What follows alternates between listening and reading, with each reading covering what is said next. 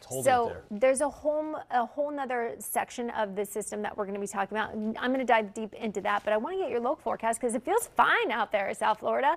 We are in a Friday and we are waiting for the weekend, and those winds are whipping. We got temperatures upper 70s and lower 80s. Miami, Fort Lauderdale, Key West, 73 in Kendall, 80 degrees in Pembroke Pines. Winds anywhere between 6 to 15 miles per hour, gusting in the 20s in the Keys. As for my rainfall, well, there is some showers by the Keys right now because of that stalled out front, and we are expecting those winds to whip, bringing us winds gusting well into the 20s and 30s today.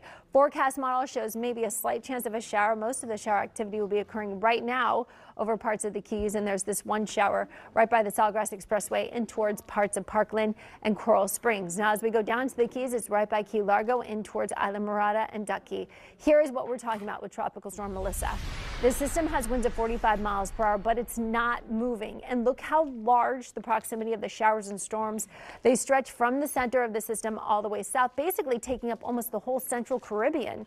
And as you can see, the rainfall does continue across parts of Jamaica. So as of the latest advisory, we have tropical storm warning in effect for Jamaica, Haiti, and the system expected. The intensified forecast shows a category 4 by Monday. Regardless, we're going to be talking days of rain, especially for Jamaica. And now the system is expected to move towards eastern Cuba as we await for a front next week to move into South Florida again. So as well as that hurricane watch we have in effect and that tropical storm warning, it's just not good news for our friends in these areas, as days of downpours is going to provide for the unfortunate catastrophic flooding we are going to see, especially along the mountain terrain, pushing all that water down to the surface and at the sea level. I'll have a lot more in our local forecast coming up.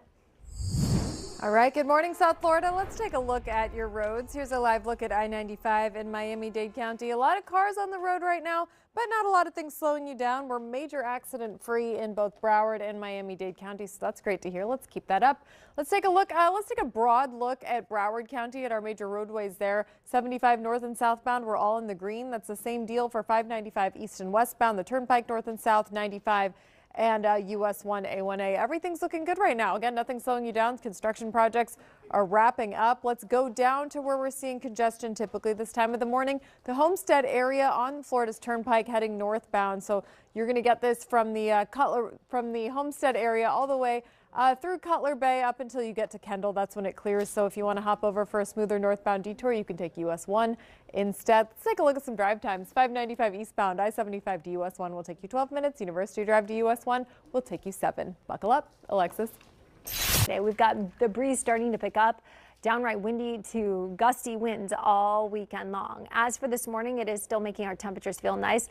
Northeast breeze temperatures are in the upper 70s and lower 80s. Yes, they are above where we should be because the frontal boundary has not cleared Miami yet. It's just moving in towards Broward County, but we're seeing the wind directions already showing us that we are expecting these winds to continue to bring us drier, less humid conditions, and winds already gusting in the Keys. Speaking of that, we are seeing some showers by the Keys this morning. Broward and Miami-Dade, I'm expecting a mostly dry start. Really a mostly dry day because this frontal boundary is a dry front and will keep things dry. Look, rain chances only sitting about 20% later this afternoon.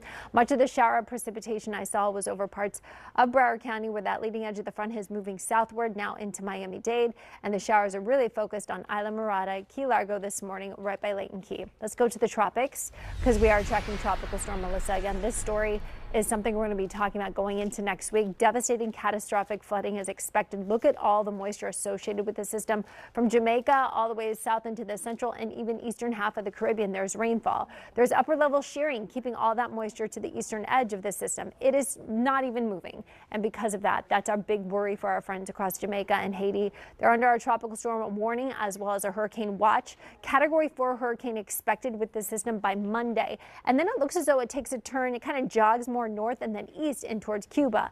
That's because we have another cold front headed our way by next week. That cold front will keep this system mainly over parts of Cuba, but also bring us some very cool conditions. We're talking lows in the 60s possibly for Halloween. More details on all this coming up.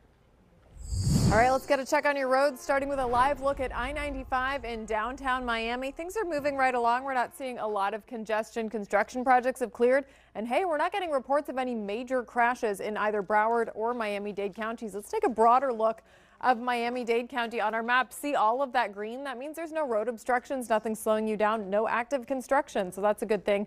On our major roadways, at least, we know some of those side projects are still going on. Golden Glades Interchange, we're starting to see slowdowns.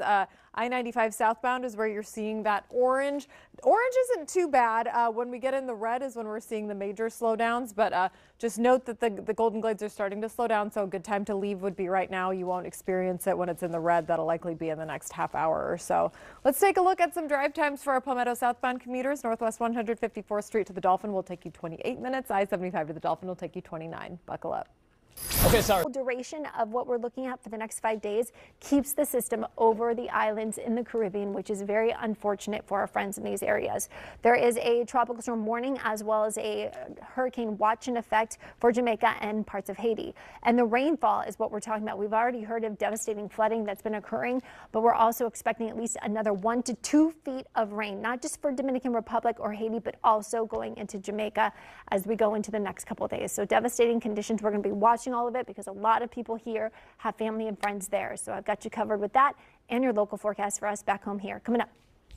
All right, let's get a check on our roads. Really not too bad this Friday morning. TGIF, everyone. Here's a live look at downtown Miami. This is I-95. Not too many cars on the road, so not seeing a lot of congestion. A lot of green on our maps. We do have some red spots. I'll show you where those are. But for now, Broward County, everything's looking good on our major roadways. Our interstates and highways are looking good. No reason to detour.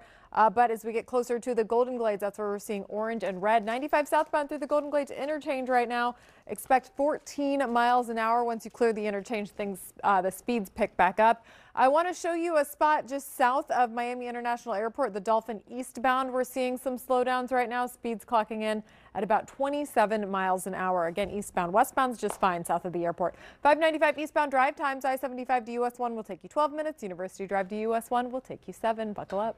So spooky forecast. In fact, the possibility of a chilly change. We love it. Yes, and again, all is relevant. Chilly to us is 60s, and people, to the north, they're going to laugh because they're actually going to be pretty cold. If the forecast plays out the way the models are hinting for us here in South Florida, we will not be sweating come Halloween evening. That's just a little teaser. Again, it's still 7 days out. The more precise forecast usually I like to give you is 5 days out, which I can tell you right now, going into the weekend, it's all about the winds whipping in off the ocean and providing for what's a beautiful start to our Friday. Look at that golden hour, Alex, Andrew, South Florida, looking so golden and beautiful. Winds at 12 miles per hour right now from our Hollywood Beach camp. Temperatures are nice and mild. We're in the upper 70s and lower 80s. We have the low 70s in Kendall, 79 in Homestead. Winds 9 to 17 miles per hour, gusting in the Keys in the 20s. And this morning, the reason the Keys are seeing the worst of the weather is because we still have the boundary still moving through South Florida. It hasn't cleared yet, but it will be moving just off the coast of the Keys in the next couple hours. For us, Broward and Miami-Dade, temperatures upper 70s, low 80s with those gusty winds. So as I look to the rain on the radar, there's not much to talk about anymore in Broward County or Miami-Dade now that the front has cleared and is stalling out over the stalled out area, providing for showers by Isla Mirada. Let's go to the tropics. We are tracking Tropical Storm Melissa. Again, winds at 45 miles per hour. This system bringing devastating and catastrophic, life-threatening flooding concerns across Jamaica, Haiti, and the Dominican Republic. It is stationary as of now. It's eventually starting to move more towards the west later today and really going into the weekend, and that's when we're going to watch it. But the biggest threat, no matter what, we are expecting rain 4 days for Jamaica, parts of Haiti, and towards even finally eastern Cuba as the system does finally start to have some movement to it going into the end of this 5-day forecast projected path. Latest advisory has a hurricane watch in effect for Haiti and Jamaica, as well as that tropical storm warning. Rain for the next several days. That's all they're going to have to deal with. Those bands of showers will just be persistent. And we're talking rainfall totals, according to the European model, of feet of rain for Jamaica. I'll have a lot more in our local forecast coming up. Okay, we are